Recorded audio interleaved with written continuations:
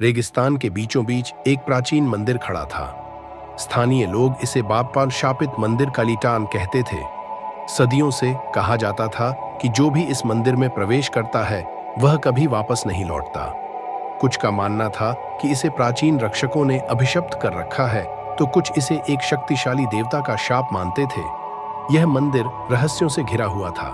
इसका प्रवेश द्वार रेत के तूफानों के बीच छिपा हुआ था और इसके अंदर खतरनाक जाल बिछे हुए थे।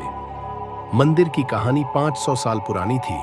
इसे एक महान राजा रुद्रबार ने बनाया था, जो इसे रेगिस्तान के देवता सूर्य देवता जांच को समर्पित करना चाहता था।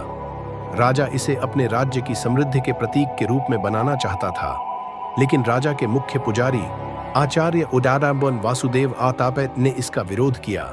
उन्होंने कहा कि राजा का लोभ और महत्वाकांक्षा देवताओं को क्रोधित कर देगा। वासुदेव ने मंदिर को शाप दिया और कहा, जो भी इसमें प्रवेश करेगा वह अनंत काल तक खो जाएगा। कबीर, एक साहसी पुरातत्वविद, ने मंदिर की इस किंवदंती को सुना। वह प्राचीन रहस्यों को उजागर करने के लिए समर्पित था और यह उसका सबसे बड़ा रोमांच बन सकता था। एक नक्शे के साथ जो मंदिर के प्रवेश द्वार का मार्ग दिखाता था, कबीर ने अपनी यात्रा शुरू की। उसके साथ शालीला, एक स्थानीय इतिहासकार भी थी, जिसने काला रण रेगिस्तान की कहानियों का गहराई से अध्ययन किया था। दोनों ने तपती गर्मी, घातक रेत के तूफान और अदृश्य आत्माओं की फुसफुसाहटों का सामना किया।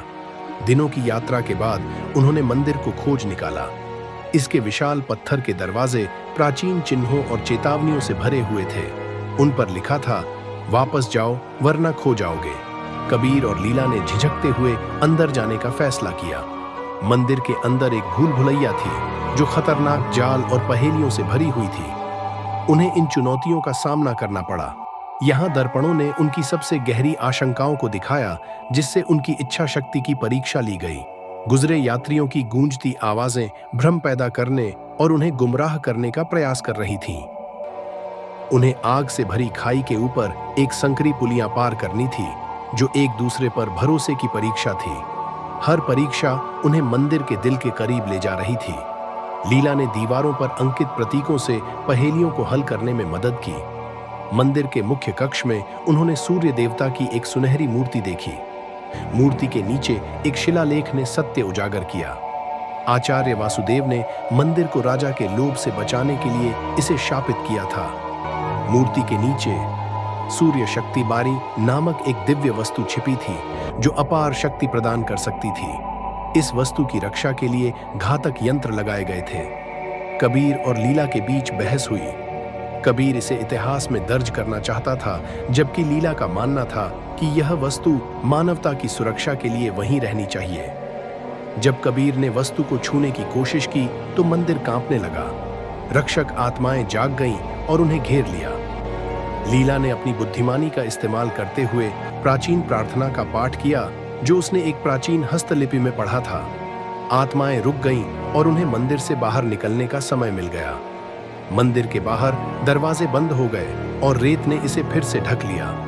कबीर और लीला ने देखा कि मंदिर गायब हो गया।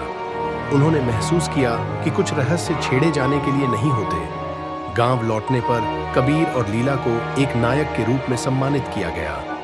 उनकी कहानी दूर दूर तक फैली, लेकिन उन्होंने मंदिर की सटीक जगह का खुलासा कभी नहीं किया। आज भी कहा जाता है कि शापित मंदिर रेत के नीचे छिपा हुआ है, एक ऐसे साहसी यात्री का इंतजार कर रहा है जो इसे खोजने की हिम्मत करे। अगर आपको यह कहानी पसंद आई हो तो इस वीडियो को लाइक करें, कमेंट करें और शेयर करें, और चैनल को सब्सक्राइब करना न भूलें, ताकि आपको और रोमांचक कहानियां मिलती रहें। अगली कहानी में मिलते हैं।